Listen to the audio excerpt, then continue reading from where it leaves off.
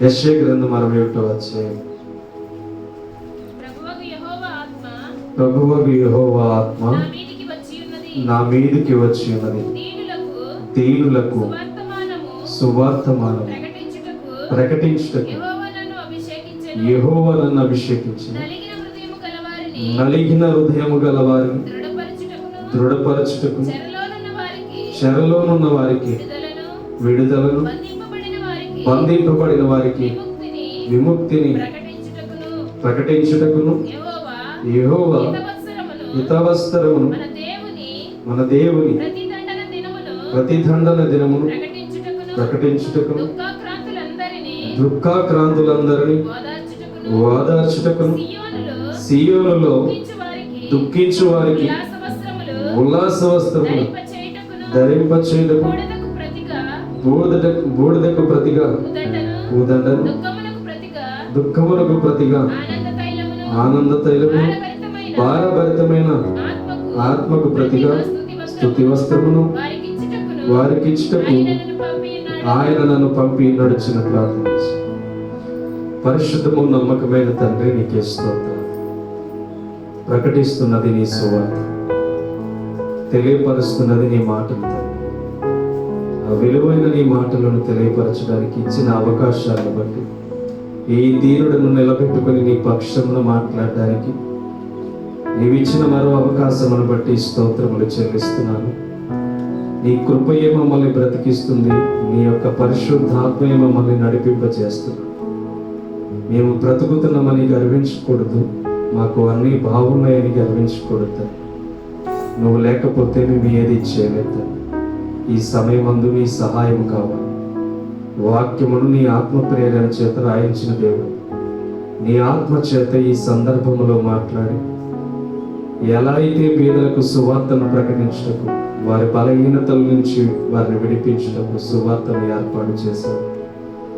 విలువైన నీ మాటలు మాట్లాడుచుండగా ఈ దీనుడు పక్షమును నీ యుద్ధము చేసి నిన్ను నువ్వే గెలిపించుకుని పరిశుద్ధాత్మ నామం పేరట ప్రతి హృదయాన్ని నీ చేతులకు అప్పగిస్తూ, పరిశుద్ధాత్మ నామానికి ప్రాంగణాన్ని అప్పగిస్తూ, నా నోటి మాటకు నీవు తోడుగా ఉండమని యేసుక్రీస్తు నామమున అడుగుచున్నాను తండ్రి.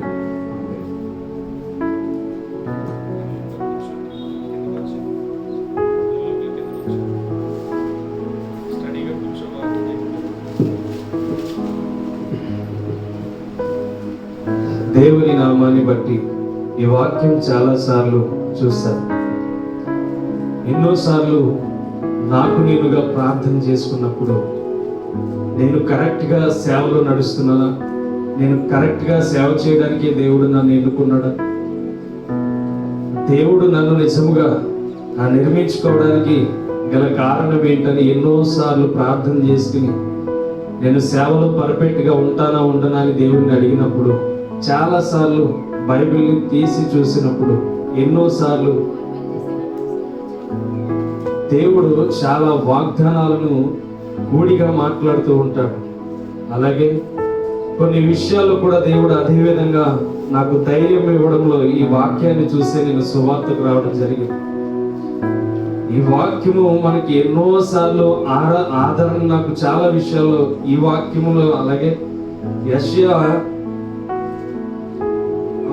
ఈ యొక్క గ్రంథంలో మరలా దేవుడు చాలా సార్లు నేనే వెలుగును చీకటిని సృజించిన వాడిని అని చెప్పి దేవుడు చాలా సార్లు మాట్లాడడం జరిగింది. అయితే ప్రభువుకు ఆత్మ ఎప్పుడు మన మీదకి భారమును పెడుతుందంటే, తన యొక్క జీవితంలో మనం ఎప్పుడైతే ఆ రూపాంతరమైన అనుభవంలోనికి వెళ్తామో దేవుడు కొన్ని విషయాలను మనకి తెలియజేస్తూ ఉంటాడు, మనకి పరీక్ష పెడుతూ ఉంటాడు. క్రైస్తవ జీవితం అంటేనే పరీక్షతో కూడిన జీవితం. క్రైస్తవుడిగా దేవుని కొరకు బ్రతుకుతున్నాడంటేనే కష్టాలతో కూడిన జీవితం. ముందుగా కష్టాలు లేకుండా ఏ సేవకుడు కూడా నిలబడలేదు. వాక్య గ్రంథంలో చూసినట్లయితే సువార్తను ప్రకటించే ప్రతి వ్యక్తి కూడా ఏం జరిగిందంటే శ్రమలు మాత్రమే కలిగినాయి. వారు దుఃఖానికి మాత్రమే పాత్రులుగా కనపడుతున్నారు. అందుకని నా మార్గము ఇరుకుగా ఉంటది, ఈ లోకంలో ఉన్న వారి మార్గము విశాలత కలిగి ఉంటది. నీతిమంతుడంట దుష్టుని చూసి చాలా సంతోషంగా వాడు వెళ్ళిపోతున్నాడు. దేవుని కొరకు బ్రతుకుతున్న నేనేంటి ఇన్ని కష్టాలు పడుతున్నానని మీ మనస్సును, మనోభావాన్ని ఎప్పుడు కూడా బాధపరిచే రీతిగా మీ యొక్క హృదయాలు ఉండకుండా జాగ్రత్త పడండి అని దేవుని వాక్యం చెప్తుంది. దుష్టుడంట ఎప్పుడు చూసినా సంతోషంగానే ఉంటాడంట. కానీ దేవుని యొక్క పనులను చేస్తున్న వ్యక్తికి ఎప్పుడు శ్రమలు వస్తూనే ఉంటాయంట. ఈ రెండింటికి మధ్యన వాక్యం సెలవిస్తున్న మాట, నా ద్వారము ఇరుకు ద్వారం అని దేవుని వాక్యం సెలవిస్తుంది.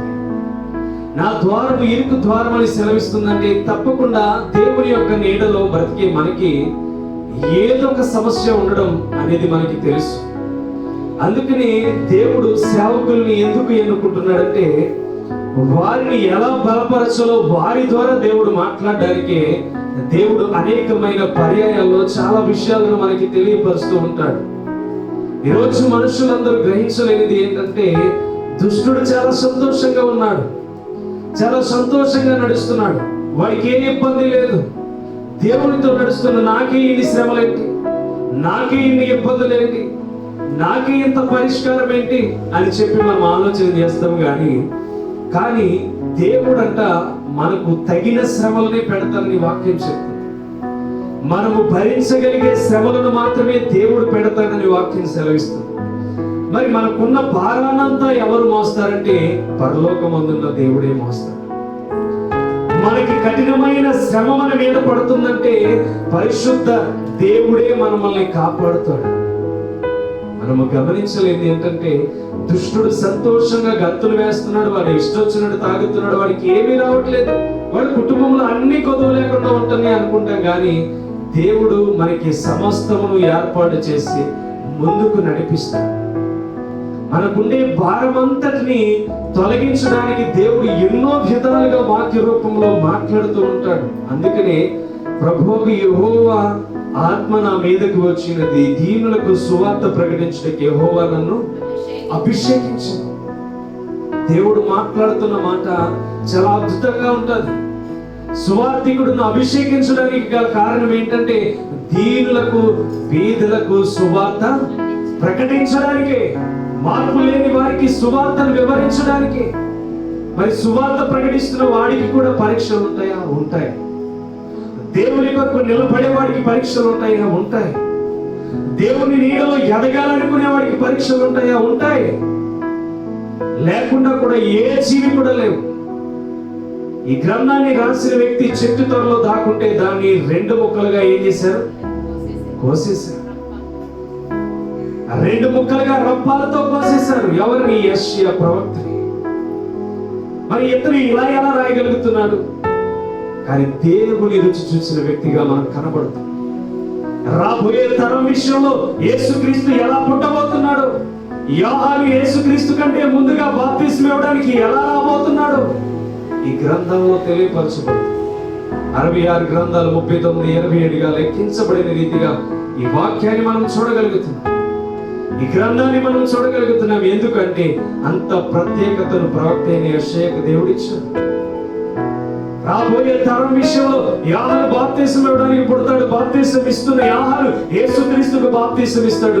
ఆయన కంటే వెనక వచ్చేవాడు అభిషక్తుడై ఉన్నాడని యెషయా తెలియపరుస్తున్నాడు. సువార్తను ప్రకటిస్తున్న ఈ దినాల్లో దేవుడు అదే తెలియపరుస్తున్నాడు.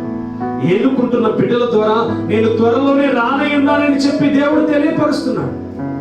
ఏమి తెలియపరుస్తున్నాడు? ప్రతి విధానాన్ని తెలియపరుస్తున్నాడు. ఆకాశ నక్షత్రములు కదిలించబడతాయి, ఎన్నో విషయాలు తారుమారుగా కనబడుతూ ఉంటాయని చెప్పి ఆ లూకా సువార్త 21వ అధ్యాయంలో మాట్లాడుతూ ఉంటాడు. చూడండి ఆ మాట.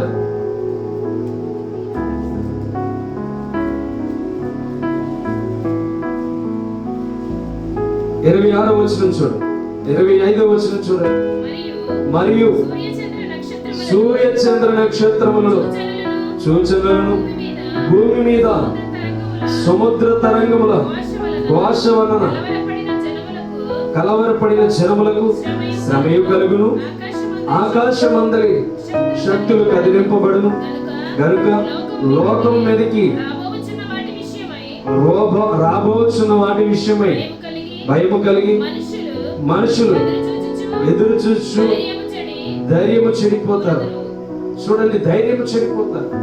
ఈరోజు మనము నాసా వారిని ఎక్కువగా చూసినట్లయితే చంద్రమండలం మీద వెళ్ళిపోతున్నారు. ఆకాశ శక్తులు కదిలించబడిపోతున్నాయి, జ్యోతులు కదిలించబడిపోతున్నాయి. దేవుడు చెప్పిన క్రియా విధానం ఎలా అయితే రాయబడిందో ఆ క్రియా విధానం రాబోతున్న దినాల్లో ఏ రీతిగా అయితే ఆకాశ శక్తులు కదిలించబడతాయి. పేదలకు సువార్త స్పష్టంగా ప్రకటించండి, మార్పు చెందడానికి వారికి సమయం ఇవ్వండి అని దేవుడు చెప్తుంటే వారి వారి క్రియల చొప్పున ఆలోచన చేస్తున్నారు. ఈరోజు యూట్యూబ్ ఆన్ చేస్తే చాలు ఏం కనబడుతుంది తెలుసా? ఆకాశంలో ఈ వింత జరగబోతుంది. సూర్య చంద్ర నక్షత్రములు కదిలించబడబోతున్నారు. ఏం జరగబోతుందంటే నక్షత్రాలు ఆ ప్రాంతం నుంచి ఈ గ్రహాలు ఇక్కడి నుంచి అక్కడికి మారిపోతున్నాయి, ఒకటి ఒకటి ఎదురు పడబోతున్నాయి. ఏంటి, ఎప్పుడు జరగని ఈ కార్యాలు ఇప్పుడే ఎందుకు జరుగుతున్నాయి? ఆలోచించేది. చందమామ రావే అని చిన్నప్పుడు పాట పాడేవారు. ఇప్పుడు చంద్రుని మీద ఇంకా రైలు బండి పరిగెట్టించాలని చూస్తున్నారంట. ఏం చేస్తున్నారంట? చంద్రుని మీదే రైలు బండి పరిగెట్టించాలని చూస్తున్నారంట. ఎందుకని? అప్పుడు కాలంలో చంద్రుని ఎక్కడో ఉన్నాడని ఆలోచన చేసేవారు. ఇప్పుడు ఎందుకు దగ్గరికి వెళ్ళిపోయి దాన్ని పరిష్కారం చేస్తున్నారు? ఏం జరుగుతుంది? దేవుడు రాకడకు అనేకమైన సిద్ధపాటులు కనబడుతున్నాయి. సూర్య చంద్ర నక్షత్రములు కదిలించబడుతున్నారు. వారి స్థానాలు వారి తప్పేస్తున్నారు, వారి పరిస్థితులు వారి తప్పేస్తున్నారు. అంటే దేవుని వాక్యం చెప్పింది, నేను రాబోయే దినాల్లో సూర్య చంద్ర నక్షత్రములు కంపింపబడతారు, వాటి వాటి స్థానాలు తప్పేస్తాయి. ఇదే రాకడకు గుర్తులు, ఇవే రాకడలో ఉన్న గుర్తులు. నిన్ను నువ్వుగా సిద్ధపడి కలిగి యొక్క సువార్త ఏ రీతిగా అయితే పేదలకు ప్రకటిస్తున్న సేవకుడి నీకు తెలియపరుస్తున్నాడు, వాటన్నిటి అందు మీరు ఆలోచన కలిగి జీవించాలి. అవన్నీ జరుగుతున్నప్పుడంట మనుషులు ధైర్యం చెడి ఏం చేస్తారంట? కూలిపోతారంట. ఏమవుతుంది? ఇవన్నీ ఎందుకు జరుగుతున్నాయి అర్థం కాదు మనుషులకి. ఏంటి, ఆకాశ నక్షత్రములు భూమి మీదకి రావడం, ఆకాశ నక్షత్రాలు సముద్రంలో రావడం ఏంటి? సముద్రమేమో పొంగి పొరడం, సముద్రం చూసి భయపడే స్థితికి వెళ్ళడం ఏంటి? మనుషులు భయాందోళనకి ధైర్యం చెడి కూలిపోతారంట. ఎంతమంది కూలిపోతున్నారు ఈరోజు? ధైర్యం చెడి. సిరియా టర్కీ వచ్చింది, ఆ భూకంపం వచ్చింది, 33 బంగ్లాలు ఉన్నాయని చెప్పి సంతోషంగా గడిపేవాడు 3 దినాల్లో 3 బంగ్ల కోసం అడుక్కున్న రీతిగా మనం చూస్తున్నాం. 33 అపార్ట్మెంట్లు ఉన్న వ్యక్తి 3 బండ్ల కోసం అడుక్కున్న రీతిగా మనం సిరియా ఆ టర్కీ దేశంలో సునామీ వచ్చినప్పుడు లేకపోతే ఆ భూకంపం వచ్చినప్పుడు మనం చూడగలుగుతున్నాం. దేవుడు ఉన్నవి లేనట్టుగా, లేని ఉన్నట్టుగా చేయగల దేవుడు. మనము ఆశ్రయిస్తున్న దేవుడు జీవము గల దేవుడు. ఆయన సజీవుడై ఈ రోజుకి ఆయన చెప్పిన కార్యాలను చేసుకుంటూ ముందుకు వెళ్తున్నాడు. ఈరోజు నీ జీవితాన్ని, నా జీవితాన్ని దేవుడు తెలియపరిచే విధానం ఏంటంటే, దేవుడు మనకి ఏదైతే చూపించాలని ఆశపడుతున్నాడు ఆ చూపిస్తున్న క్రియా విధానాన్ని మనం భయభక్తులు కలిగి, ఆయన ఎంతో భయభక్తులు కలిగి ఉండాలి. దేవుని వాక్యం సెలవిస్తుంది 34:7 వచనంలో కీర్తనల గ్రంథం, యెహోవా యందు భయభక్తులు గలవారి చుట్టూ ఆయన దూతలు కావలి ఉంటాయంట. ఏముంటాయంట? యెహోవా యందు భయభక్తులు గలవారి చుట్టూ ఆయన దూతలు కావలి ఉంటాయి. యెహోవా ఉత్తముడు అని రుచి చూచిన యెడల ఎవరంట? ఆయనను ఆశ్రయించిన నరుడు ధన్యుడు. మనం ఏం చేయాలి? యెహోవా ఉత్తముడని రుచి చూడాలి, తెలుసుకోవాలి. దేవుడు ఇలా ఏదైనా చేయగల దేవుడు అని మనం రుచి చూడాలి. రుచి చూడలేని రీతిగానే మన జీవితాలను మనం కనిపెట్టలేకపోతున్నాం. నీకే నాకే దేవుడు పరీక్ష పెట్టాడంటే అనేకమైన ప్రవక్తలు కూడా దేవుడు పరీక్ష పెట్టాడు, అనేక మంది సువార్థికులకు దేవుడు పరీక్ష పెట్టాడు, అనేక మంది జీవితాలను ఏర్పాటు చేసుకుని దేవుని కొరకు నిలబడిన బిడ్డలకు పరీక్షలు పెట్టాడు. అయితే నీవు నేను ఏం చేస్తున్నామో తెలుసా? దేవుని మాటలకు లోబడక, దేవుని చిత్తానికి లోబడక, ఫిలిప్పీ గ్రంథము ఫిలిప్పీ పత్రిక 2వ అధ్యాయం 24వ వచనం చూడండి. 21వ వచనం, 2:21 చూడండి. అందరూ తమ సొంత కార్యములనే చూచుకొనుచున్నారు కానీ యేసు కార్యములను చూడరు. ఏం చేస్తున్నారంట మనుషులు? ఇప్పుడు వారి సొంత కార్యములనే చూస్తున్నారంట. వారు సొంతముగా కుటుంబంలో ఏం జరగాలనే చూస్తున్నారంట. వారు సొంతముగా ఏం ప్రణాళిక నెరవేర్చుకోవాలని చూస్తున్నారంట. కానీ దేవుని కార్యాలను ఏం చేస్తున్నారు? చూడట్లేదంట. ఇప్పుడు దేవుని కార్యాలు అద్భుతంగా జరుగుతున్నాయి. లేఖనాలు నెరవేర్చబడుతున్నాయి. లేఖనాలు నిర్మించబడిన రీతిగా దేవుని యొక్క ప్రణాళికలు అన్ని నెరవేర్చబడుతున్నాయి. మరి ఏ కార్యాలను ఈ దినాల్లో మనం చూడాలి? దేవుని కార్యాలను చూడాలా? మన సొంత కార్యాలను చూడాలి? ఏం చూడాలి? మనం దేవుని కార్యాలని మనం చూడాలి. దేవుని చిత్తాన్ని మనం తెలుసుకోవాలి. దేవుని ఉద్దేశాలని మనం తెలుసుకోవాలి. దేవుని యొక్క ప్రణాళికని మనం తెలుసుకోవాలి. కానీ మనం ఏం చేస్తున్నామంట? మన సొంత కార్యాలను చూసుకుంటున్నాం. దేవునికి లోబడని రీతిగా మనం బ్రతుకుతున్నామంట. దేవుని చిత్తాన్ని గైకొనలేని వారిగా మనం బ్రతుకుతున్నామంట. దేవుని యొక్క నిర్మాణాన్ని తెలుసుకోలేని రీతిగా మనం ఆలోచన చేస్తున్నామంట. దేవుడు అదే చెప్తున్నాడు ఫిలిప్పీ పత్రికతో. ఏం చెప్తున్నాడు? మీ సొంత కార్యాలను వెతుక్కుంటున్నారు, మీ సొంత అనుభవాలను వెతుక్కుంటున్నారు, మీ సొంత జీవితాలకు సమయం ఇస్తున్నారు, మీ సొంత నడవడికకు సమయం ఇస్తున్నారు. కానీ దేవుని కార్యాలను మీరు చూడట్లేదు. దేవుని కార్యాలను చూడట్లేక మీరు వెతకలేకపోతున్నారు. దేవుడు తెలియపరిచేది తెలుసు. తన వాక్యము ద్వారా నిన్ను నన్ను కూడా స్థిరపరచడానికి, తన వాక్యము ద్వారా నిన్ను నన్ను బలపరచడానికి, తన వాక్యము ద్వారా నిన్ను నన్ను లేవనెత్తడానికి. అందుకనే అక్కడ మాట్లాడుతున్న మాట, నలిగిన హృదయము గల వారిని దృఢపరచుటకు అంటున్నాడు. ఎవరినంట? నలిగిన హృదయము గలవారిని అందరినీ ఏం చేయాలంట? దృఢపరచాలి. ప్రయాసపడుతున్న సేవకుడి భారం ఏంటి అని ఆలోచన చేస్తే మిమ్మల్ని అందరినీ దేవుని సన్నిధిలో బలమైన వారిగా నిర్మించాలి. దేవుడిచ్చిన భుజముల భారం ఏది దిక్కులు చూడకుండా దేవుని వాక్యం వైపు మా దృష్టి వెళ్తుందంటే మేము దృఢపరచవలసిన సంకల్పాన్ని దేవుడు మాకు అప్పగించాడు. మేము నెరవేర్చవలసిన కార్యమును దేవుడు మాకు అన్ని నేర్పించాడు. దేవుడు తెలియపరుస్తున్న మాట ఇదిగో అక్కడ చూడండి, నలిగిన హృదయం గలవారిని చెరలోనున్న వారికి విడుదలను, బంధింపబడిన వారికి విముక్తి రావాలి. ఎవరికి రావాలి? దేవుణ్ణి తెలుసుకోవాలి. బందీలైపోయారు సాతాను బందీ గృహంగా. సాతానులో బందీలైపోయి వాళ్ళ ఇష్టానుసరమైన జీవితాన్ని జీవిస్తూ సాతానికి లోబడిపోయి బంధింపబడిపోయి ఉన్నారు. కానీ సువార్త ఎవరి కోసం ప్రకటించబడింది? బంధింపబడిన వారిని, చెరలో ఉన్న వారిని విడిపించడానికే. ఆకలితో అలమటించిపోతున్న సువార్త ఏంటో తెలుసా? దేవుని కొరకు ప్రత్యేకింపబడిన వారిగా ప్రతి ఒక్కరిని ప్రతిష్ఠించాలి. దేవుడు శిష్యులను ఏ రీతిగా అయితే ప్రతిష్ఠించారో ఆ శిష్యులను ప్రతిష్ఠించిన రీతిగా ఆ వాక్యమందు ప్రతి బిడ్డని ప్రతిష్ఠించాలి. ఏంటి ఆకలి మనకి? మన ఆకలి ఏమై ఉండాలి? వాక్యమై ఉండాలి. ఎక్కడ సువార్త వెళ్ళాలి, ఎక్కడ దేవుని వాక్యం తెలియబడాలి, ఎక్కడ దేవుని చిత్తం మనం తెలుసుకోవాలి అనే విధానం మనలో ఉంటే తప్పకుండా మన జీవితాలు అద్భుతంగా మార్చబడతాయి. చెరలోనున్న నిన్ను విడిపించడానికి దేవుడు ఎందుకు సువార్తను వివరిస్తాడో తెలుసా? చెరలోనున్న నిన్ను దేవుడు ఎందుకు ప్రతిఫలింప చేసి ముందుకు నడిపిస్తాడో తెలుసా? దేవుడు నిన్ను నన్ను కూడా బలహీనతలో నుంచి బయటికి తీసుకురావడానికి, బందీలో ఉన్న నిన్ను నన్ను కూడా, చెరలోనున్న నిన్ను నన్ను కూడా బయటికి తీసుకురావడానికి దేవుడు తెలియపరిచే విధానం ఈరోజు నువ్వు నేను కనిపెట్టలేకపోతున్నా. దేవుడు చెప్తున్న విధానం నువ్వు నేను కూడా తెలుసుకోలేకపోతున్నా. దేవుడు వివరిస్తున్న వివరణ నీవు నేను కూడా తెలుసుకోలేకపోతున్నావు. అందుకనే వారు చేస్తున్న క్రియలు ఏంటంటే వారి సొంత క్రియలకు మాత్రమే సమయం ఇస్తున్నారు, కానీ దేవుని చిత్తానికి సమయం ఇవ్వట్లా. అందుకనే ఫిలిప్పీ భక్తుడు అపోస్తలుడైన పౌలు ద్వారా మాట్లాడుతున్న మాట వారి సొంత కార్యములకేనంట. చదవమ్మా నెక్స్ట్ వచనం. తమ సొంత కార్యములనే చూచుకొనుచున్నారు గాని యేసుక్రీస్తు కార్యములను చూడరు. అతని యోగ్యత మీరు ఎరుగుదురు.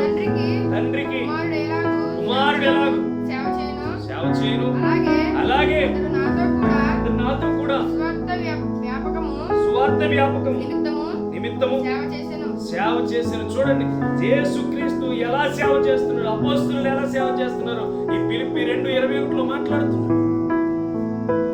ఎందుకు మాట్లాడుతున్నాడు అంటే సువార్త అంత విలువైనది. నీకు ప్రకటిస్తున్న సువార్త ఎంతో భారభరికమైనది, నీకు ప్రకటిస్తున్న సువార్త ఎంతో విలువైనది. దాన్ని గుర్తించలేని ప్రజల వలె నీవు నేను ఉండకూడదు. దాన్ని గుర్తించలేని స్థితిలో నీవు నేను కూడా గడపకూడదు. దాన్ని వివరిస్తున్న వివరణ పర్టికులర్ గా మనం పట్టుకుని దాని యందు నిలబడి బ్రతకాలి. కానీ బ్రతకలేకపోతున్నామే. పరీక్ష వస్తే ఫెయిల్ అయిపోతున్నామే. దేవుని దగ్గర నుంచి వస్తున్న పరీక్ష మనం పాస్ అవ్వలేకపోతున్నామే. దేవుడు నేర్పిస్తున్న క్రియా విధానం ఇలా ఉండాలి కుమారుడు అని నేర్పిస్తుంటే నీవు నేను కూడా దాని యందు మనం నిలబడలేకపోతున్నామే. ఎందుకని నిలబడలేకపోతున్నాం? మనలో శక్తి లేదా? మనలో బలము లేదా? దేవుని కొరకు వినగలిగే ఆలోచన మనకి లేదా? ఉన్నది, కానీ దాన్ని గ్రహించలేకపోతున్నాం. సాతాను యొక్క బందీలో మనం బందీలమైపోతున్నాం. సాతాను మన మీద పెడుతున్న దాడి విషయంలో మనం కృంగిపోతున్నాం. ఇవన్నీ దేనికి సాదృశ్యం తెలుసా? సాతాను మనల్ని నరకంలోనికి తీసుకువెళ్ళడానికి, సాతాను మనల్ని బందీ చేయడానికి, సాతాను మనల్ని లోకంలోనికి లాగడానికి. కానీ మనుషుడు కనిపెట్టలేని విధానం ఏంటో తెలుసా? నేను బందీనైపోతున్నానని తెలుసుకోలేక, నేను బలహీనునైపోయానని తెలుసుకోలేకపోతున్నాడు, నేను కృంగిపోయానని తెలుసుకోలేకపోతున్నాడు, నేను తిరస్కరించబడ్డానని తెలుసుకోలేకపోతున్నాడు. ఏ అంటే వారి జీవితంలో దేవుని విధానాన్ని మర్చిపోతున్నారు, దేవుని చిత్తాన్ని తెలుసుకోలేకపోతున్నారు. దేవుడు అబ్రహాముకు ఒక పరీక్ష పెట్టాడు.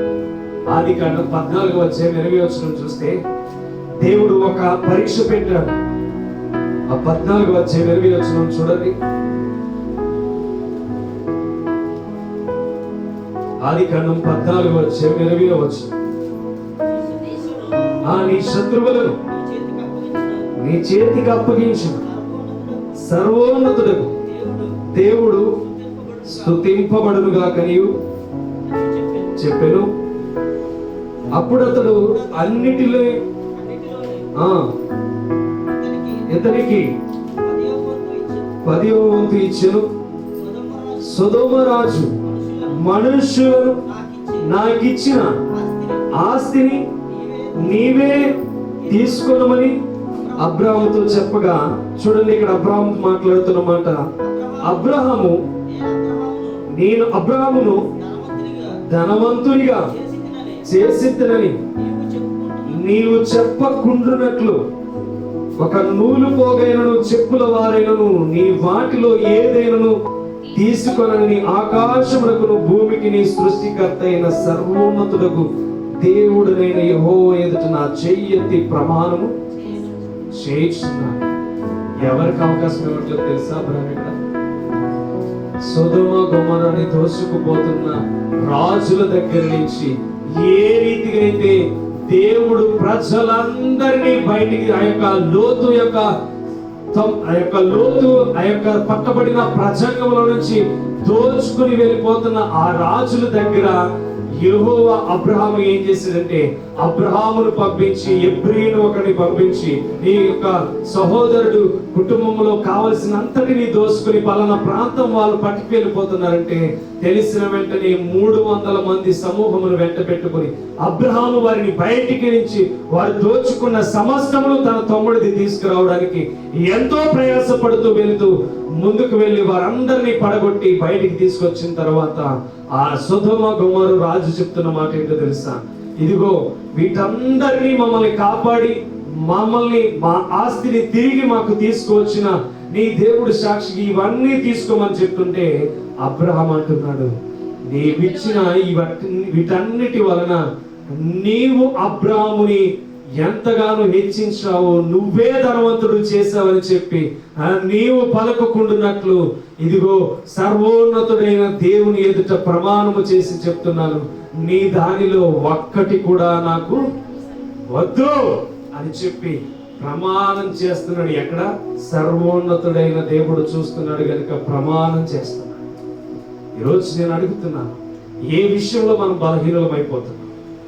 ధనమంతా వచ్చి అబ్రహాము కాళ్ళ దగ్గర ఉంది, ఈ 10వ భాగం అంతా నీదే అని చెప్పి సొదొమ గొమొర్రా పట్టణాన్ని దోసుకు వెళ్ళిపోయిన 10వ భాగం అంతా ఏం చేశాడంటే అబ్రహాము కాళ్ళ దగ్గరికి తీసుకువచ్చి ఇదంతా నీవు తీసుకోమని చెప్పి ఆ రాజు మాట్లాడుతుంటే అబ్రహాము మాట్లాడుతున్న మాట ఏంటో తెలుసా? నీ వలన అబ్రహాము ధనవంతుడయ్యాడని చెప్పి నువ్వు ఏ రోజు కూడా మాట్లాడుకుంటున్నట్లు ఈ ధనమంతా నువ్వే తీసేసుకో అని చెప్పి మాట్లాడు. దేవునికి విశ్వాసముగా మనం కనబడాలి. దేవునికి నియమించబడిన బిడ్డలుగా మనం కనబడాలి. మన జీవితంలో పరీక్ష జరుగుతుంది. ఏ పరీక్ష జరుగుతుంది? మన సొంత కార్యములను నెరవేర్చుకుంటున్నామా? దేవుని కార్యాలను నెరవేరుస్తాం. సొంత కార్యాలను నెరవేర్చుకోవడానికి వారి వారి ఇష్టానుసారమైన జీవితాన్ని జీవిస్తున్నారు. కానీ దేవుని కార్యాన్ని నెరవేర్చడానికి అబ్రహాము ఏ మనుషుడికి కూడా చోటివ్వట్లేదు. ధనమంతా తన దగ్గరికి వచ్చి నిలబడ్డది, కానీ ఆ ధనాన్ని మాత్రం అబ్రహాము నీ వలన కలిగే ధనము నాకొద్దు, నా దేవుని వలన కలిగే ధనమే నాకు కావాలి. దేవునికి స్తోత్రం. దేవుడు ఎంతో విలువైనడు వాడు. మనము కనిపెట్టలేని పరిస్థితిలో ఉన్నాం, కానీ ఆయన మనల్ని కనిపెట్టే పరిస్థితిలో ఉన్న ఆయనకు మనం అవకాశం ఇవ్వలేకపోతాం. ఆయనకు అవకాశం మనం కల్పించలేకపోతాం. ఆయన మార్గాలకు మనం త్రోవనివ్వలేకపోతున్నాం. దేవుడు మన సొంత కార్యాలను చేయడానికి మనల్ని పుట్టించలా. మన సొంత కార్యాలను నెరవేర్చుకోవడానికి దేవుడు మనం పుట్టించలా. ఒక జ్యోతి వలె మనల్ని వెలిగించడానికి పుట్టించాడు. ఒక జ్యోతి వలె మనల్ని వెలిగించబడడానికి దేవుడు మనల్ని పుట్టించాడు. అందుకనే నీ నీతి కార్యములు పరలోకమందు కనబడాలని వాక్యం సెలవిస్తుంది. చూడండి పేతురు, మొదటి పేతురు చూడండి,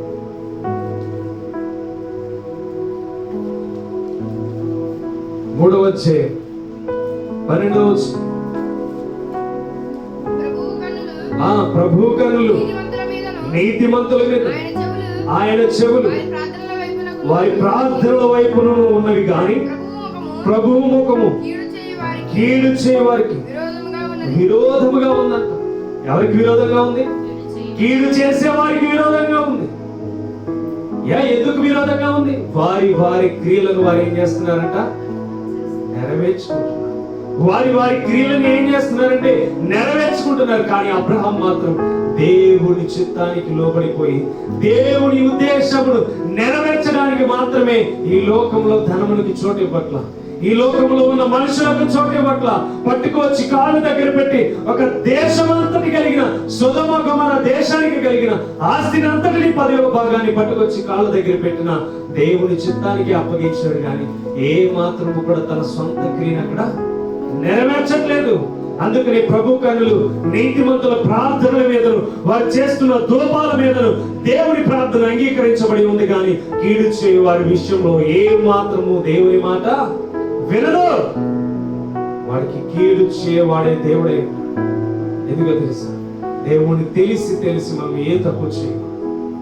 తెలిసి తెలిసి చేసి తిని ఎన్నెన్నో పాపములు, తరచి తరచి చూసినా తరగవు నా దోషములు, తరచి తరచి చూసినా తరగవు నా దోషములు.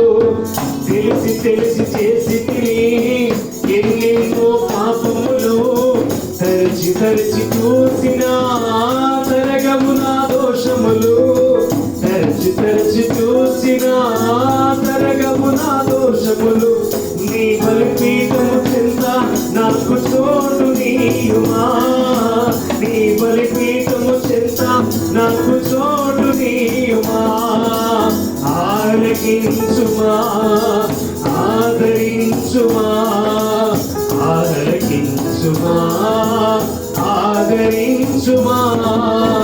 ఇంటి మీద ఉన్న ఒంటరికిచ్చుకను నేను కన్నీటితో కృంగిపోతున్నాను. ఇంటి మీద ఉన్న ఇచ్చుకను నేను కన్నీటితో కృంగిపోతున్నాను. దేవునికి స్తోత్రం. హల్లెలూయా. చూడండి, దేవుని యొక్క నిర్మాణం పట్ల మన సొంత కార్యాలు ఎప్పుడు చూడదు. మనం ఆలోచన చేయకూడదు. మన సొంత క్రియలకు మనం ఎప్పుడు ఆలోచన చేయకూడదు. మన సొంత మాటలకు ఎప్పుడు మనం లోబడకూడదు. మనం దేవుని మాటలకు లోబడాలి. దేవుని అధికారానికి లోబడాలి. దేవుని ఉద్దేశాలకు మనం లోబడాలి. ద్వితీయోపదేశకాండం 6వ వచనంలో ఒక మాట మాట్లాడుతున్నాడు. ఏం మాట చూడండి.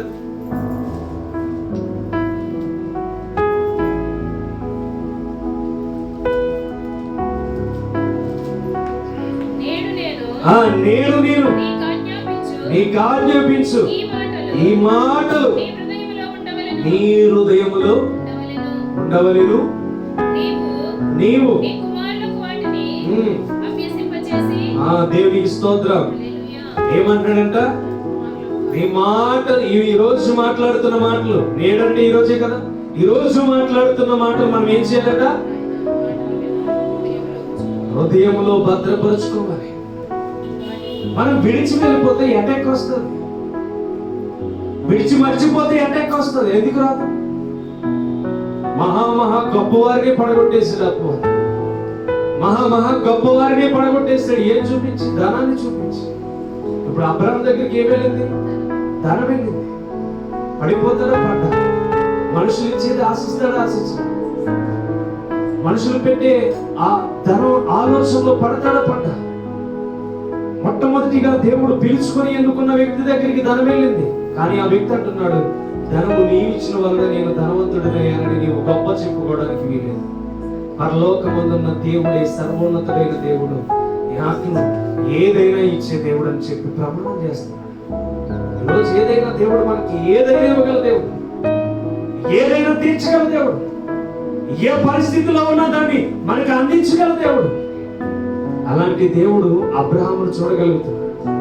ఈరోజు నేను నన్ను ఎందుకు చూడగలిగలేదు? ఈరోజు నేను నన్ను ఎందుకు దేవుడు చూడట్లేదు? ఆలోచించి. అబ్రహాము దగ్గరికి ధనం వెళ్ళింది, పడతాడేమో అని చెప్పి పర్లేదు. దేవుడు పిలుచుకున్న తర్వాత టెస్ట్లు జరుగుతున్నాయి, టెస్ట్లో పాస్ అవుతున్నాడు. ఈరోజు దేవుని చిత్తంలో నీవు పాస్ అవ్వాలి, దేవుని చిత్తంలో నువ్వు ఎదగాలి, దేవుని చిత్తంలో ఒదిగి నడవాలి.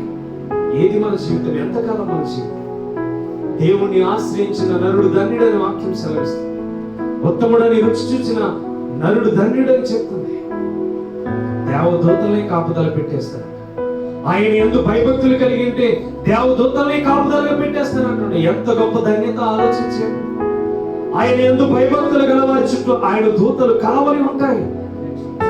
ఏమొస్తుంది? ఏమి రాదు. ఏ కీడు వస్తుంది మన దగ్గర? ఆయన దూతల తోడుగా ఉంటే ఏ కీడు మన దగ్గరికి చేరదు. కానీ మనం ఏం చేస్తున్నామంటే మన సొంత క్రియలకు చోటిస్తున్నాం, మన సొంత అనుభవాలకు చోటిస్తున్నాం. దేవుడు చెప్తున్న విధానాన్ని మనము కనిపెట్టలేకపోతున్నాం. అందుకని సువార్త ప్రకటించవలసిన భారం ఎవరి మీద పెట్టాడంట? సేవకుల మీద పెట్టాడు. ప్రభు ఏర్పరచుకునేది ఆ భారాన్ని ఎవరి కోసం పెట్టాడంటే పేదల కొరకు, శరలో ఉన్న వారి కొరకు, నలిగిన హృదయములు గల వారి కొరకు సేవను దేవుడు పని నిమిత్తం మాకు ఇది ఇచ్చాడు. ఈ పనిని సక్రమంగా చేయకపోతే మేము కూడా భ్రష్టత్వంలోనికి వెళ్ళిపోతాం. ఈ పనిని క్రమముగా నడిపించకపోతే, స్వార్థముతో వాక్యాన్ని ప్రకటించిన, మనిషిని హృదయంలో పెట్టుకుని వాక్యాన్ని ప్రకటించిన, లేకపోతే ఆ తలంపులలో ఆ వ్యక్తి కోసం దృష్టిలో పెట్టుకుని మాట్లాడినా మేము కూడా భ్రష్టత్వంలోనికి వెళ్ళిపోతాం. సేవకుడికి కూడా తీర్పు ఉంది. తీర్పు లేని సేవకుడు ఎవడు లేడు. ప్రతి సేవకుడికి, ప్రవక్తికి, ప్రతి ఒక్కరికి తీర్పు ఉంది. అందుకని ప్రభువా ప్రభు అని ఘోషించే ప్రతి ఒక్కరు పరలోక రాజ్యంలో ప్రవేశించారు. అందుకని దేవుని యొక్క స్పష్టంగా సెలవిస్తుంది, సువార్తను ప్రకటించే భారం పెట్టాడంటే తప్పకుండా ఏదో ఆత్మను రక్షించాలని భారం మనలోనికి రావాలి. దేవుని వాక్యం సెలవిస్తుంది. ఎఫెసీ 2:13-14 వచనం ఏమని సెలవిస్తుంది తెలుసా? మునుపు మనము దూరస్తులమై ఉన్నాం, కానీ ఇప్పుడు యేసుక్రీస్తు రక్తం వలన సమీపస్తులమై ఉన్నామని చెప్తుంది. చూడండి 13-14. మునుపు దూరస్తులైన మీరు ఇప్పుడు క్రీస్తు యేసునందు క్రీస్తు రక్తము సమీపస్తులై ఏమన్నామంట? సమీపస్తులమై ఉన్నాం. ఏ విషయంలో కూడా మనం బలహీన పడకూడదు. క్రీస్తు రక్తం మనల్ని ఏం చేసిందో తెలుసా? నూతనమైన జీవితంలోనికి తీసుకుంది. ఇత వస్త్రంలోనికి మనల్ని నడిపించేసింది. ఇత సంవత్సరంలోనికి మనల్ని తీసుకువెళ్ళిపోయింది. అంటే క్రొత్త జీవితంలోనికి మనల్ని తీసుకువెళ్ళిపోయింది. క్రొత్త అనుభవంలోనికి మనల్ని తీసుకువెళ్ళిపోయింది. ఏంటది? క్రీస్తు యేసు రక్తము మనల్ని ప్రతిష్ఠించేసింది. ఎక్కడ? నూతనమైన జీవితం. నికోదేమంటున్నాడు, ప్రభువా తన గర్భంలోనికి మరలా నేను ఎలా వెళ్ళగలను? తల్లి గర్భంలోనికి వెళ్ళడం కాదు, నీటి మూలముగా బాప్తిసం పొందినవాడు నూతన జీవితంలోనికి వెళ్తానని ఆహార మూడులో మాట్లాడతాడు. అవునా కదా? చెప్తాడు. చూడండి, అక్కడ మాట్లాడుతున్న మాట అనుమానం ఉంది ఆయనకి. నేను ఎలా తల్లి గర్భంలోనికి వెళ్తానయ్యా అని చెప్పి అడిగాడు. నీటి మూలముగా నీవు బాప్తిసం పొందితే యేసుక్రీస్తు రక్తము ద్వారా నీవు నూతనమైన వస్త్రాన్ని ధరించుకుంటావు. దానికి స్తోత్రం. యేసుక్రీస్తు రక్తము ద్వారా నీవు సమీపస్తుడు అయిపోయావు. ఎవరికి సమీపస్తుడు అయిపోయావు అంటే క్రీస్తుకు నీవు సమీపస్తుడు అయిపోయావు. క్రీస్తుకు నీవు స్నేహితుడు అయిపోయావు. క్రీస్తు నీవుకు తమ్ముడు అయిపోయావు, వారసుడు అయిపోయావు, స్నేహితుడిగా మారిపోయావు. అందుకనే స్నేహితులారా అని నిన్ను పిలుస్తున్నాడు. మనం విడిచిపెట్టేస్తున్నాం కానీ దేవుడితో సహవాసం చేస్తే పరీక్ష పెట్టిన దేవుడే గెలిపించడానికి సహాయం చేస్తాడు. దేవునికి స్తోత్రం. పరీక్ష పెట్టిన దేవుడే గెలిపించడానికి సహాయం చేస్తాడు. తన బిడ్డలను దేవుడు విడిచిపెట్టడు. తన బిడ్డలను దేవుడు ఏ రీతిగా కూడా క్రమము తప్పనివ్వడు. ఎందుకో తెలుసా? నువ్వు ఆలోచిస్తున్న ఆలోచన నీ కొరకు కాదు, ఆయన కొరకు ఆలోచిస్తున్నావు. నీ సొంత క్రియలన్నింటిని విడిచిపెట్టేసి ఆలకిస్తున్నది దేవుని కొరకు గనుక తప్పకుండా దేవుడు నిన్ను సర్వ సమృద్ధిలోనికి తీసుకువెళ్తాడు. దేవునికి స్తోత్రం. మనం ఆశపడాలి. ఆకలి అడ్డొస్తుంది మనకి. ఆకలి అడ్డొస్తుందో చెప్పండి. దేవుని కొరకు నిలబడితే ఆకలి అడ్డొస్తుంది. ఆకలి కనపడదు. కడుపులో సత్య సువార్త ఉంటే ఆకలి కనపడదు. సత్య సువార్త ప్రజల్లో భారం ఉంటే కనపడదు. అది కనపడుతుందంటే మనం సత్య సువార్తను ఎరుగకుండా ఉంటాం. సత్య సువార్తను మనం తెలుసుకోకుండానే జీవించగలుగుతున్నాం. అందుకనే దేవుడు చెప్తున్నాడు. అదే ఎఫెసీలో ఏం మాట్లాడుతున్నాడు తెలుసా? 5వ అధ్యాయం 1-2 వచనాలు చూడండి.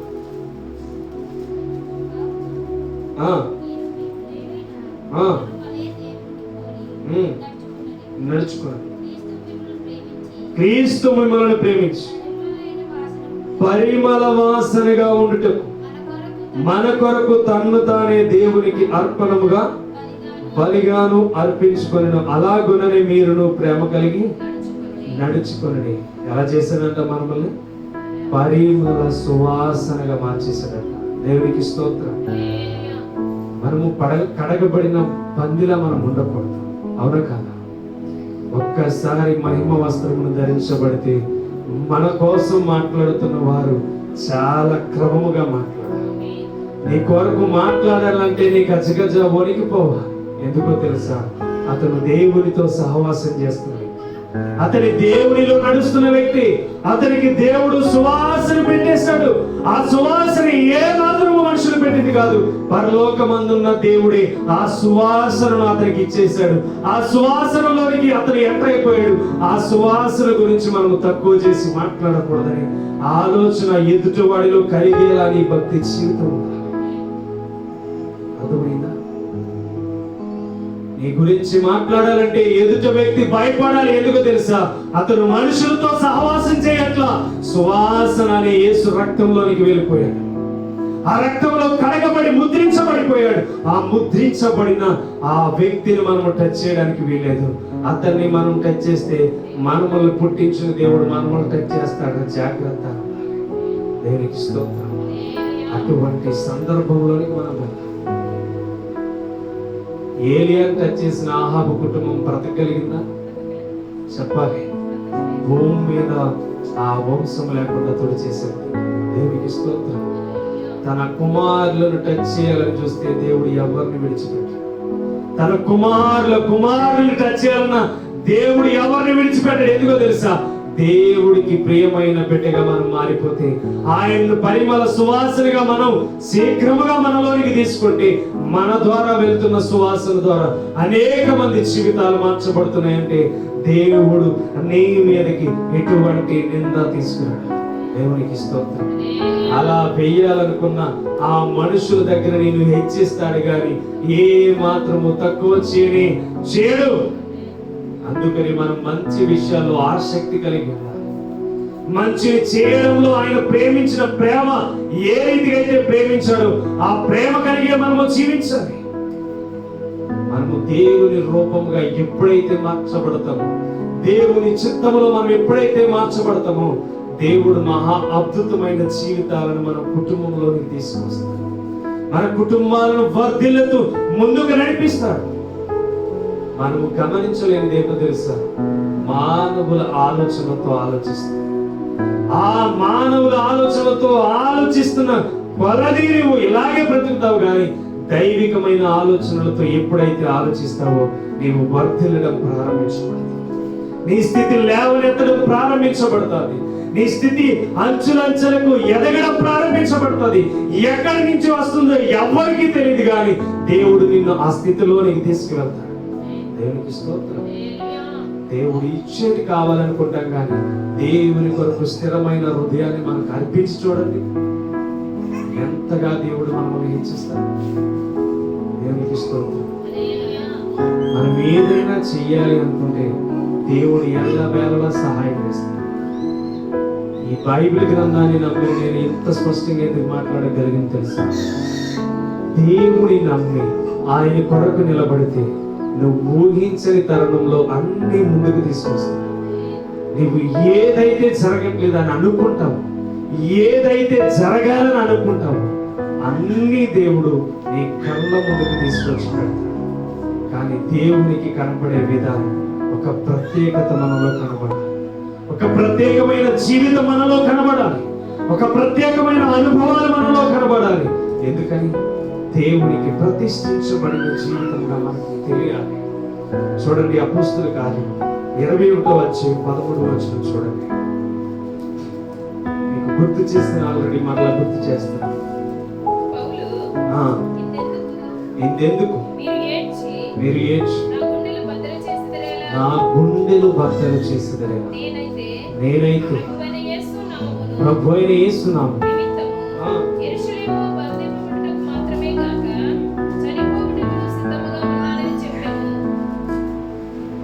ఏమనడం అక్కడ? మీరెందుకు దుఃఖపడి నా గుండెను బద్దలు చేస్తున్నారు? దేవుడేమో ఆ ప్రజల ప్రాంతం దగ్గరికి వెళ్ళమన్నాడు. ఇశ్రాయేలు ప్రజల దగ్గరికి వెళ్ళమని అక్కడ మాట్లాడుతున్న మాట, ఒక పరీక్ష జరుగుతుంది. దేవుని ప్రేరణ ఏమేమో పౌలు భక్తుడికి చెప్తున్న మాట వెళ్ళమని. ఇప్పుడు ఆగాబు వచ్చి అంటున్నాడు, ఈ నడికట్టు కట్టుకున్న వ్యక్తి ఇదిగో ఈ స్థితిలోనికి పడబోతున్నాడు, ఇతన్ని ఇలా బంధించి పట్టబోతున్నారు అని చెప్పి ఆగాబు వచ్చి ప్రవక్త ద్వారా తెలియజేస్తున్నాడు.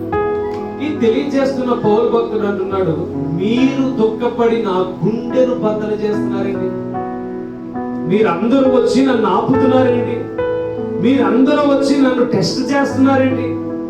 దేవుడేమో నాకు వెళ్ళమని చెప్పాడు, మీరేమో నా ప్రాణానికి లుప్పని ఆగిపోమంటున్నారు.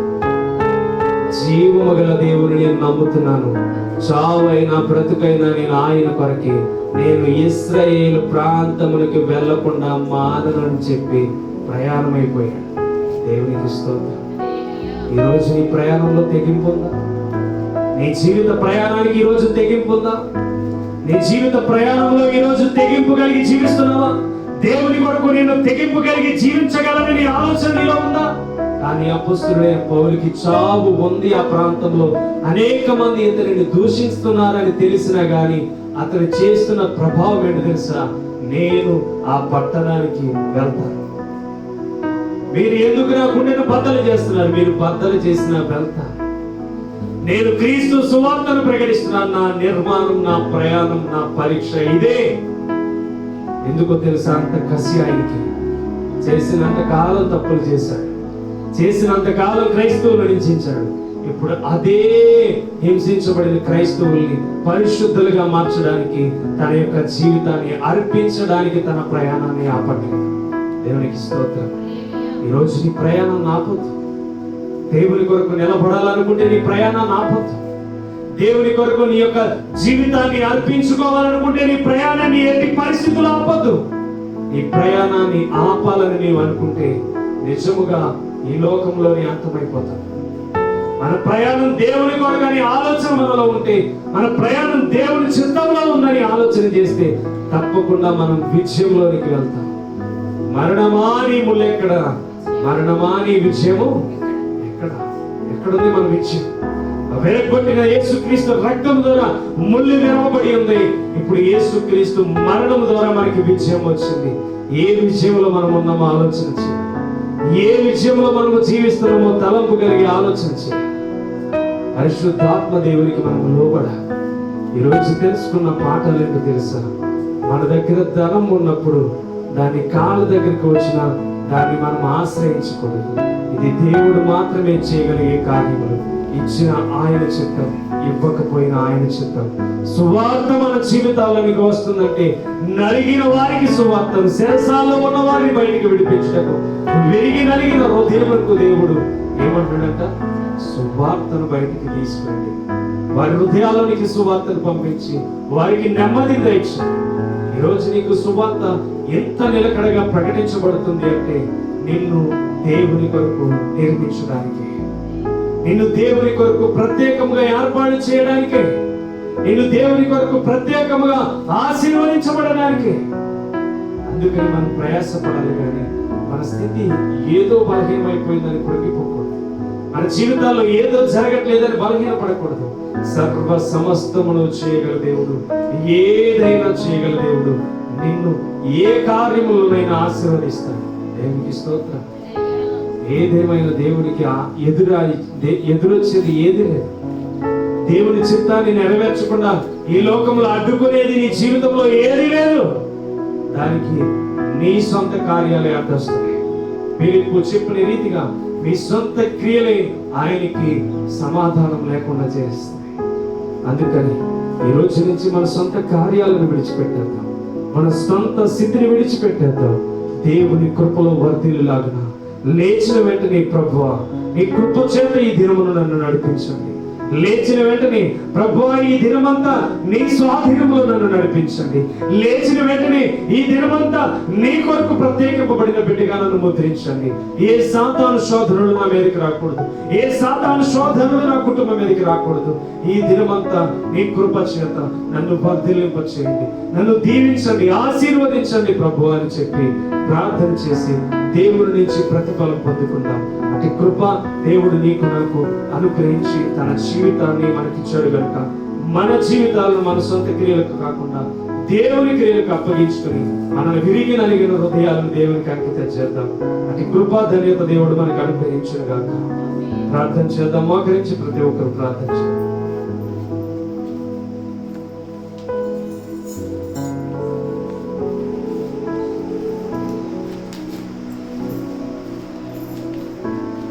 ఏ విషయంలో మనకి ఏది కావాలన్నా దేవుణ్ణి అడిగితే ఇస్తాడు.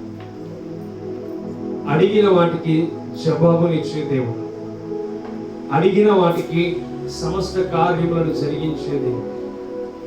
ఈరోజు నిన్ను నన్ను దేవుడు ఏ స్థితిలో మాట్లాడాడు? ఈరోజు నీకు నాకు అబ్రహామును చూపిస్తున్నాడు. ఈరోజు నీకు నాకు మన సొంత కార్యాలను చూపించాలి.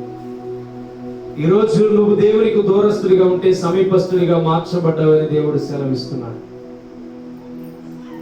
ప్రార్థన చేద్దాం. తలలు వంచి ప్రతి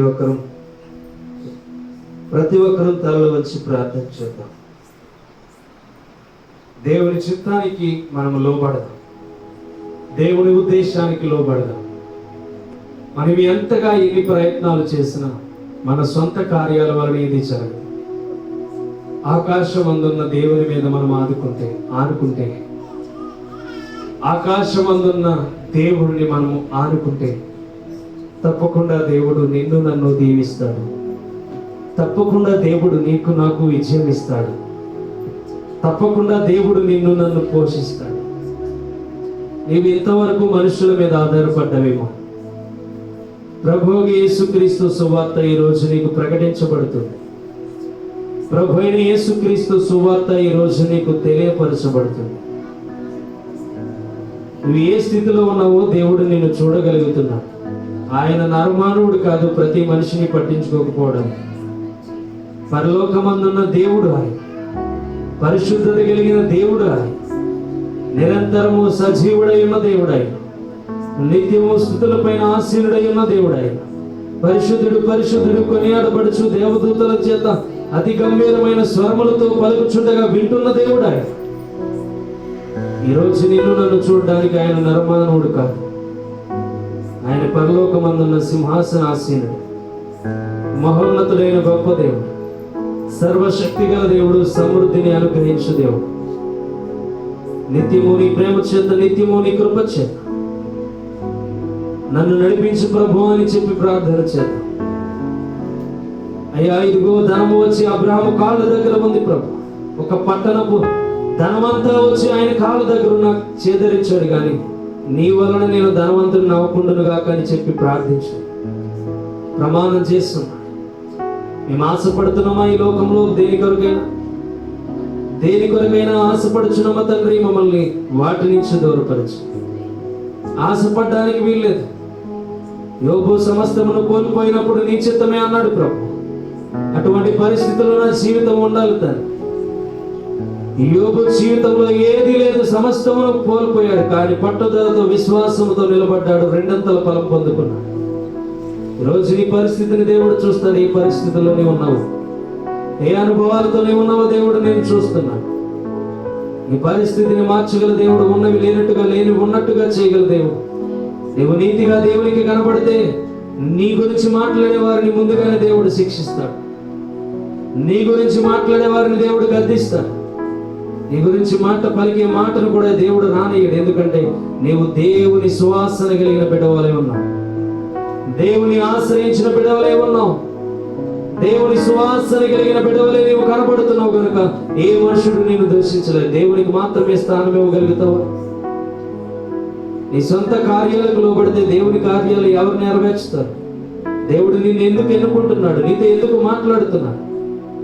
నీతో ఎందుకు దేవుడు వివరణ చెప్తున్నాడు? నీవే నీతి కార్యాలు చేయకపోతే, నీవే నీతి కార్యాలు యథార్థతగా నడవకపోతే ఎలా నీ జీవితం ముందుకు సాగుతుంది? ఆలోచించి, అన్నీ ఉన్నప్పుడు కాదు, అన్నీ ఉన్నప్పుడు దేవుని దగ్గరికి రావాలి, అన్నీ లేనప్పుడు దేవుని దగ్గరికి నీవు వస్తున్నావేమో జాగ్రత్త కనిపెట్టు. అవసరాన్ని బట్టి దేవుని దగ్గరికి వస్తున్నావేమో వద్దు. దేవుడు ఎల్లకాలము నిన్ను జ్ఞాపకం చేసుకుంటూనే ఉంటాడు. ప్రతి దినము సేవించు. ప్రతి దినము సేవిస్తే అది నీకే బలం. ప్రతి దినము దేవునితో ప్రార్థనతో గడిపితే అది నీకే ఆశీర్వాదం. నీ కుటుంబం వర్ధిల్లుతూ ముందుకు వెళ్తుంది. దేవుని బిడ్డలారా, పిరికితనపు ఆత్మను దేవుడు మీకు ఇవ్వలేదు. ఎందుకు పిరికితనపు ఆలోచనలు కలిగి జీవిస్తున్నాడు? ఇలా ఎందుకు నేను జీవిస్తున్నానని ఆలోచన దేవుడు నీకు ఇస్తున్నాడు. ఇలా ఎందుకు నేను బ్రతకాలని ఆలోచన దేవుడు నీకు ఇస్తున్నాడు.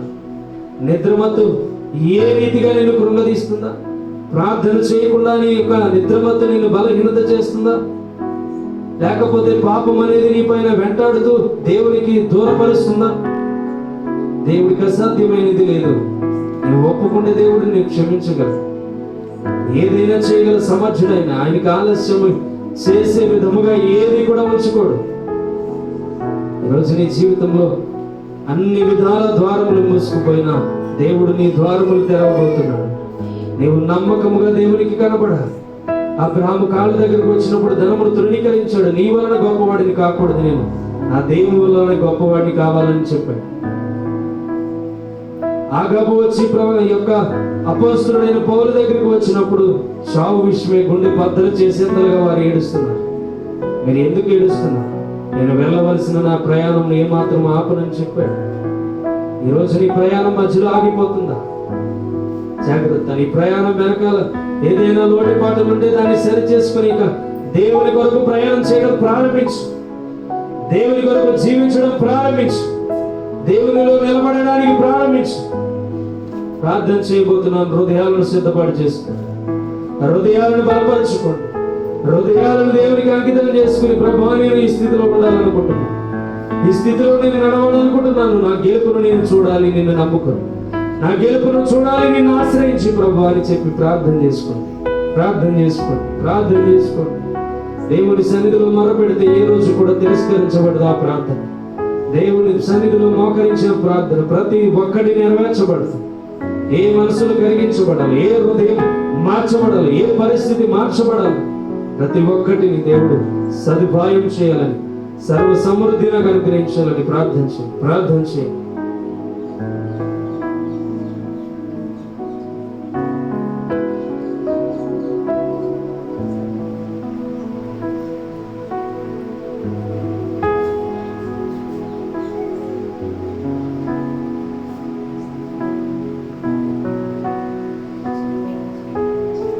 కార్యాలు సఫలపరచబడేలాగా ప్రార్థించు. పరిశుద్ధాత్మ దేవుడు మీ కార్యాలు నెరవేర్చుగా.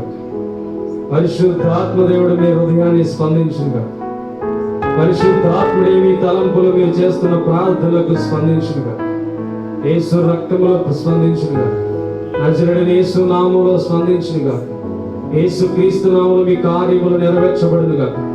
యేసు క్రీస్తు నామములో మీ సమస్త విధానమంతటిని దేవుడు నెరవేర్చబడునుగా.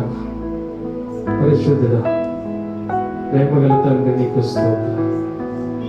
అద్భుతకరుడా, ఆశ్చర్యకరుడా, నిత్యము నిన్ను సేవిస్తూ నీవే మా మాటని, నీవే మా జీవితం అని బ్రతుకుచున్న మా బ్రతుకులు అర్థమునిచ్చి నడిపించున్న తండ్రి నీకే స్తోత్రం. దీవించండి, ఆశీర్వదించండి, బలపరచండి, శక్తి చేత నింపండి, వర్ధిల్లింపచండి. నీ కార్యములతో ముందుకు నడిపించండి, నీ ఉద్దేశములతో ముందుకు నడిపించండి. సర్వ సమృద్ధిని నీ బిడ్డలు ఏ విషయంలో ప్రార్థన చేశారో జ్ఞాపకం చేసుకోండి. బిడ్డలందరినీ దీవించండి, ఆశీర్వదించండి. వారి ప్రార్థనలకు నజరేయుడైన యేసుక్రీస్తు నామములో పేతురు మెట్ల దగ్గర పలికిన రీతిగా నజరేయుడైన యేసు నామములో కార్యములు జరగమని ప్రార్థన చేస్తుంది. యేసు నామములో కార్యములు నెరవేర్చమని ప్రార్థన చేస్తుంది. పరిశుద్ధుడ, బిడ్డలు దీవించండి. నీ బిడ్డల ప్రభు బయట ప్రాంతముకు వెళ్ళొచ్చి నీ మందిరములు అడుగు పెట్టింది. నీ బిడ్డలు దీవించండి, ఆశీర్వదించండి, బలపరచండి. మరలా ప్రయాణానికి సిద్ధపాటు కలుగుతున్నారు కనుక వారి ఆలోచనను నీవే సఫలపరచండి. సంతోషముతో మార్గాన్ని సిద్ధపాటు చేయగలుగుతారు. నీ చిత్తములో ఉన్న ప్రతి కార్యాన్ని అద్భుతము జరిగించమని ప్రార్థన చేస్తుంది. గృహం పట్ల ఆశ్చర్య కార్యములు జరిగించి ఎందుకు వెనకబడిందో మాకైతే తెలియదు. నీ బిడ్డలు ఏ రీతిగానైనా నేను మర్చిపోయి ఈ ప్రార్థనకు దూరమై నీవే ఆలస్యం చేస్తుంటే ప్రభువా, ప్రతి మనిషి హృదయాన్ని కదిలింపు చేసి నీ బిడ్డలు ప్రత్యేకింపబడిన వారిగా నీ కొరకు ఏర్పరచుకున్న బిడ్డగా మరలా మరి యొక్క స్థితిని మొదలు పెట్టడానికి మేలుచు. మరి మొదటి స్థితిని మరలా నీ సన్నిధిలోనికి తీసుకురావడానికి మేలుచు. సహోదరుని దీవించి ఆశీర్వదించి బలపరచు.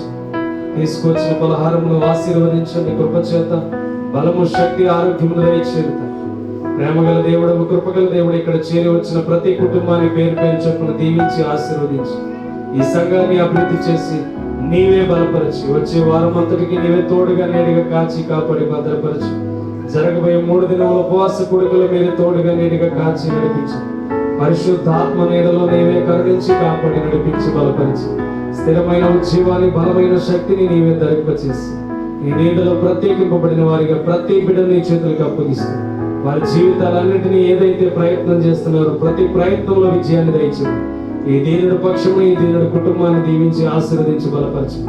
పరిశుద్ధాత్మ నామములో యవన ప్రాయాన్ని కాపాడుకుంటూ మరింత బలముతో నీ సేవ చేయి.